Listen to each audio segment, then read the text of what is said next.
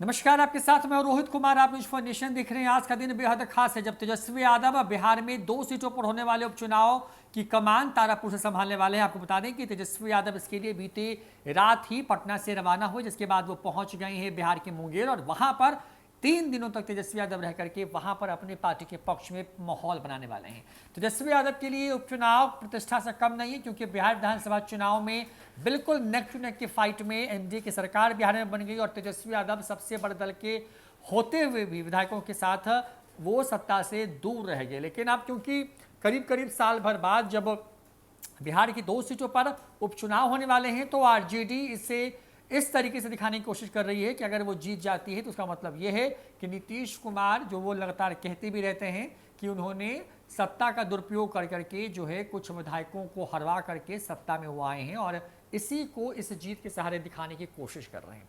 आपको बता दें कि जो 2 सीटें हैं जहां पर ये चुनाव हो रहे हैं, वो दोनों सीटें तारापुर कुशेश्वर स्थान हैं, मुंगेर और दरभंगा जिले में। और ये सीटें इसलिए खास हैं क्योंकि ये सीटें इसके पहले यानी कि जो साल 2020 में विधानसभा के चुनाव हुए उसमें ये सीटें जो है जदयू के खाते में आई। लेकिन कोरोना की दूसरी लहर में 2 विधायकों की असामयिक निधन की वजह से सीटें खाली हुई और उसकी वजह से वहां पर अब उपचुनाव की तारीखों का ऐलान किया गया है।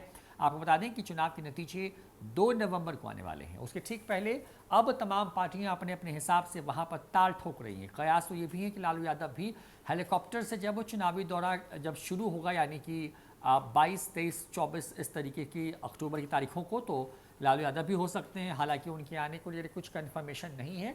डॉक्टरों की जो अंतिम रिपोर्ट है उसके हिसाब से लालू यादव के आने या नहीं आने का प्लान बन सकता है। लेकिन तेजस्वी यादव पहुंच गए हैं 3 दिनों के प्रवास पर तारापुर विधानसभा, और वहां पर क्योंकि इस बार प्रेस्टीज इशू भी है, एक तरफ पहले ही जदयू के तमाम मंत्री और विधायक वहां पे पहले से कैंप कर रहे हैं। एनडीए ने तमाम चीज़ों पे पहले बाजी मारते हुए सबसे पहले प्रत्याशियों के नाम का ऐलान किया, एकजुट नजर आई, और चुनाव प्रचार का जो अभियान है वो भी वहाँ पे शुरू है।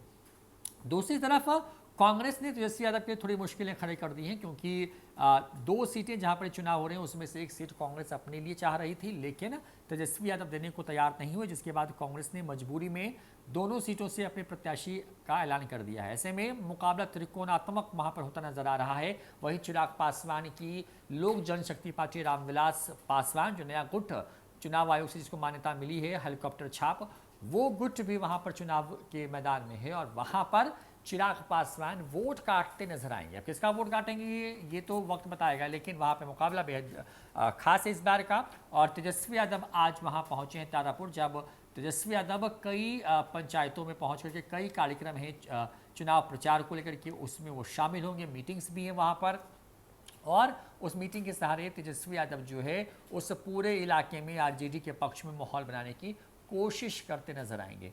3 दिनों के प्रवास के बाद तेजस्वी यादव पटना पहुंचेंगे और उसके बाद तुरंत निकल जाएंगे वो कुशेश्वर स्थान विधानसभा, और वहां पर भी उनका 2 से 3 दिवसीय दौरा प्रस्तावित है शुरुआत में। और उसके बाद जब हेलीकॉप्टर से धुआंधार प्रचार की शुरुआत होगी तब तेजस्वी यादव एक तरफ दहाड़ते नजर आएंगे, तो वहीं दूसरी तरफ कन्हैया कुमार को भी इस बार के चुनाव में तेजस्वी यादव के खिलाफ चुनाव प्रचार करते हुए देखा जा सकता है। तो दूसरी तरफ नीतीश कुमार अपने काम के नाम पर जनता से वोट मांग सकते हैं। अब कौन जीतेगा, कौन होगा बिहार का सिकंदर, इस पर नजर बनी रहेगी। लेकिन अगर तेजस्वी यादव ने इन दोनों सीटों को जीत लिया तो सबसे बड़े दल का जो मार्जिन है वो और बढ़ जाएगा, और आने वाले वक्त में सरकार पर संकट गहरा सकता है। यानी कि सरकार अगर एक भी सहयोगी उससे छुटकता है तो सरकार अल्पमत में भी आ सकती है। लेकिन नीतीश कुमार और एनडीए के लिए इन दोनों सीटों को जीतना इसलिए भी ज़रूरी है क्योंकि नीतीश कुमार अपनी पार्टी को ये दिखाने की कोशिश कर सकते हैं कि उनकी पार्टी ही बिहार में एक विकल्प